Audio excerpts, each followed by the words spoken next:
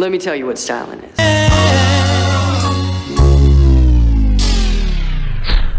Yeah, R.I.P. Jesse Powell. R.I.P. to everybody, man. Like it's scary out here. You just gotta live, dog. You gotta live. I'm not the best at living.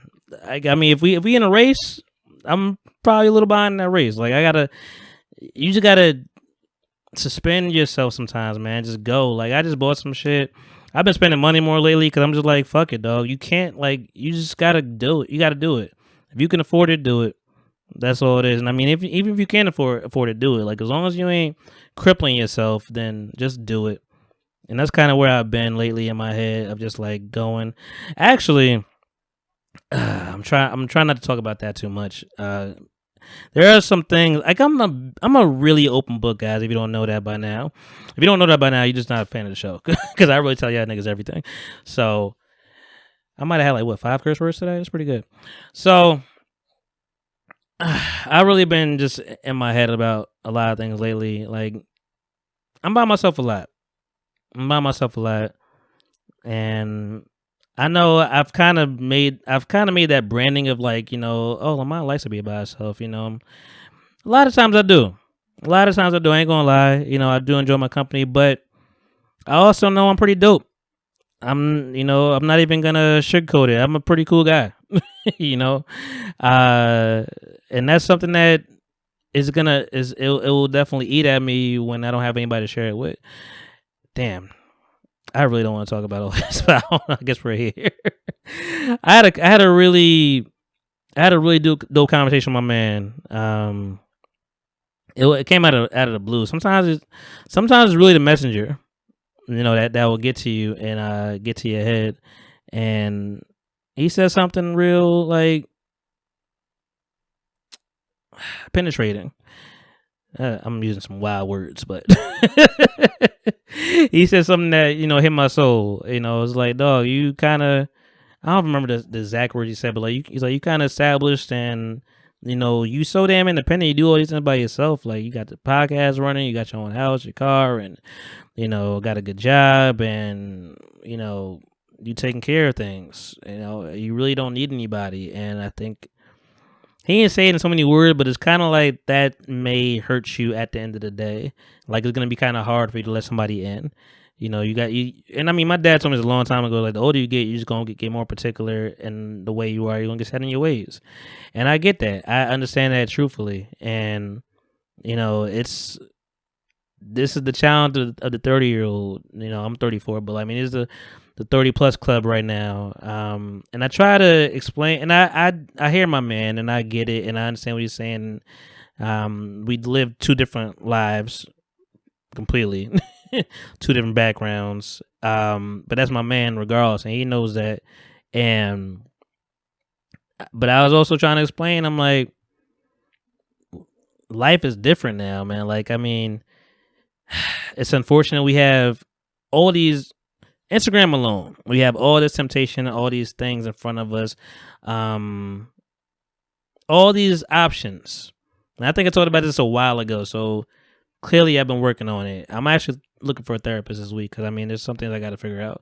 But we have all these options, all this access, all these social media sites, all these dating sites, all these platforms. It's hard to narrow things down when you always have an option. You always have potentially better on your phone.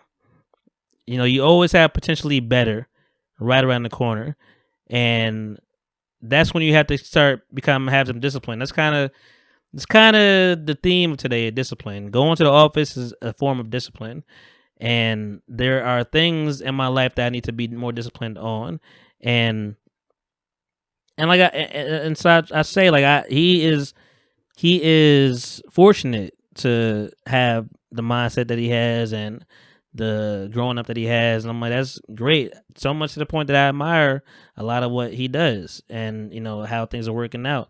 I don't know if I see all that for me, and then there's the question of settling that always kind of goes into my head. And I mean, I'm talking about relationships. It didn't start with relationships. It started about podcasting and co-hosts and stuff like that. Because if you, I'm really trying.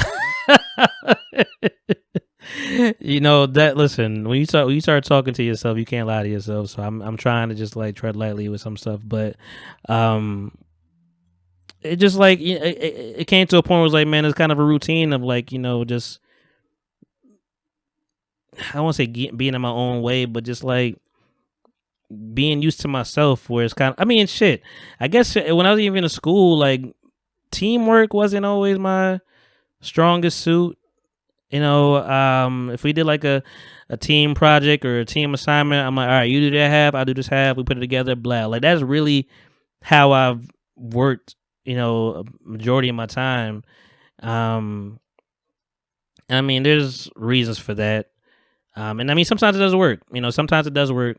I won't say it's always a one sided thing, but that travels into relationship talk, and like you just kind of used to your own space, and you know nobody's perfect. I've been kicking myself for not so much anymore, but like I'm a Pisces, and I know people hate to lean on the moon and the stars and the horoscopes and all that stuff, whatever. But sometimes that stuff kind of just it fits. And for me, I feel like I'm the epitome of Pisces. If anybody knows me, they know that. And a part of me, a part of us, is we romanticize a lot of things, and so it's hard to kind of forget, And I always think to myself, like, man, if this could have worked, if this could have did this, and this could have been that, like things would go a certain way. And but then you just gotta. I always bring it back to like I still have the realistic side of me thinking to my dad about just like, oh nope, it wasn't meant to be, like that wasn't gonna happen. And now we're playing a game of like I don't know what the clock is for men. I don't want to be the nasty old man in the club. I don't want to be Diddy at 52 in the club. Getting your bag, staying in your bag. I don't want to shimmy in the club. Like I don't want to do that. No disrespect. I mean, and shoot, I don't know what the perfect life is. I mean, it might work.